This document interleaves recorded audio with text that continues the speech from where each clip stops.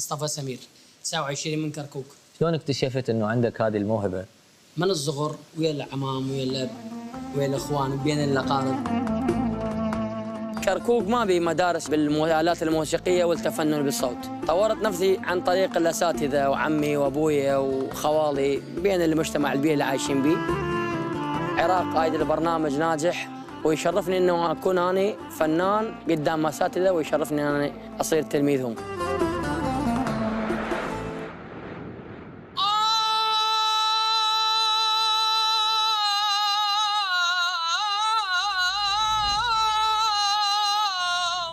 اويلي على الدخول.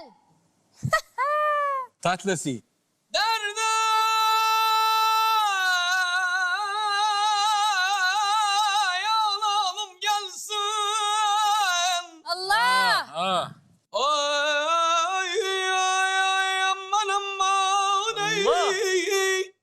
فتخلق من كل وجه جميل